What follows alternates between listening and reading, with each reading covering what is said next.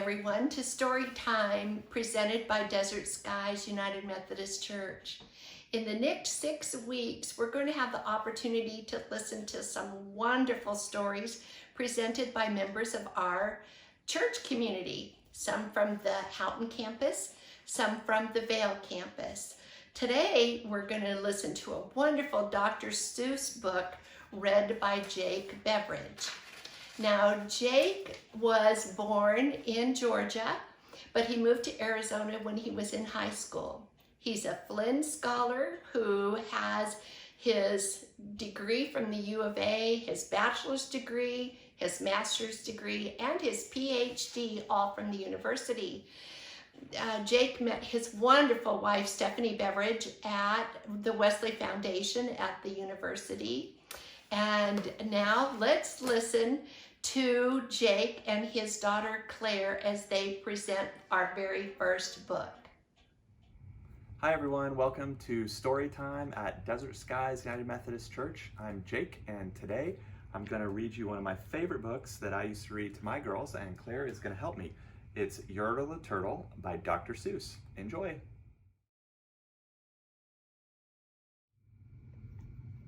On the faraway island of Salamasond, Yertle the Turtle was king of the pond. A nice little pond. It was clean, it was neat. The water was warm. There was plenty to eat. The turtles had everything turtles might need, and they were all happy, quite happy indeed. They were until Yertle, the king of them all, decided the kingdom he ruled was too small. I'm ruler, said Yertle, of all that I see, but I don't see enough. That's the trouble with me. With this stone for a throne, I look down on my pond, but I cannot look down on the places beyond. This throne that I sit on is too low down. It ought to be higher, he said with a frown. If I could sit high, how much greater I'd be. What a king! I'd be ruler of all I could see. So Yertle the Turtle King lifted his hand, and Yertle the Turtle King gave a command. He ordered 9 turtles to swim to his stone, and using these turtles, he built a new throne.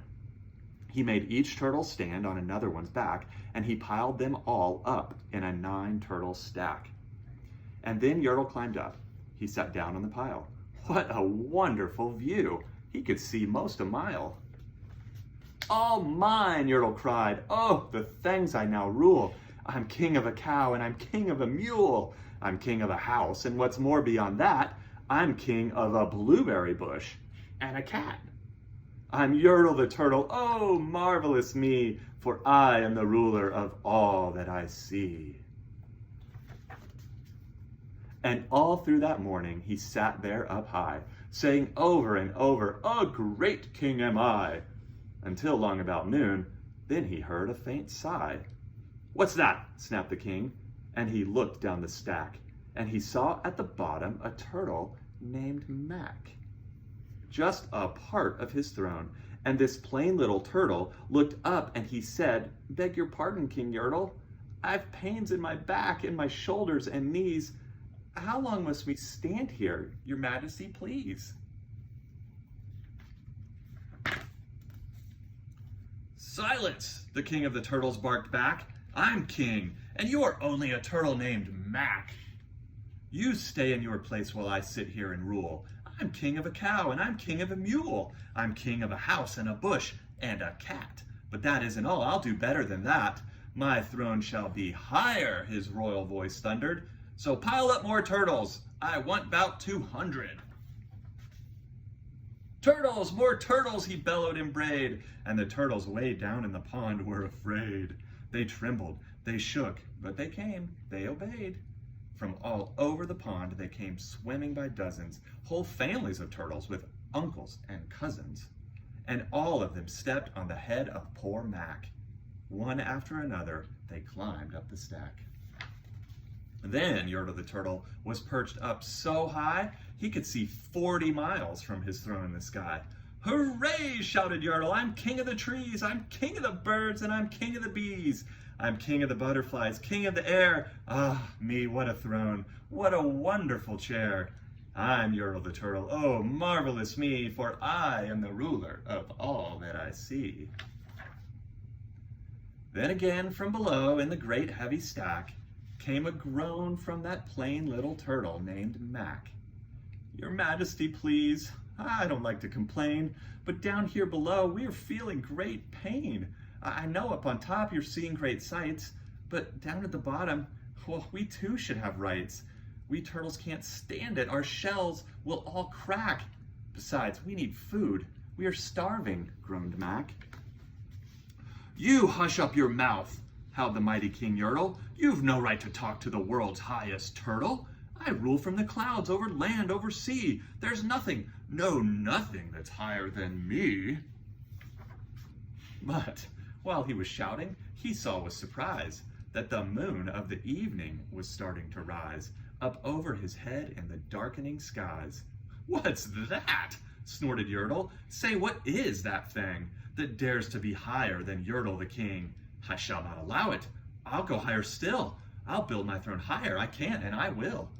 I'll call some more turtles. I'll stack them to heaven. I need, about 5,607. But as Yertle, the Turtle King, lifted his hand and started to order and give the command, that plain little turtle below in the stack, that plain little turtle whose name was just Mac, decided he'd taken enough, and he had. And that plain little lad got a little bit mad. And that plain little Mac did a plain little thing. He burped, and his burp shook the throne of the king. And Yertle the turtle, the king of the trees, the king of the air and the birds and the bees, the king of a house and a cow and a mule, well, that was the end of the Turtle King's rule. For Yertle, the king of all Salamasond, fell off his high throne and fell, plunk, in the pond. And today, the great Yertle, that marvelous he, is king of the mud. That is all he can see. And the turtles, of course, all the turtles are free, as turtles, and maybe all creatures should be.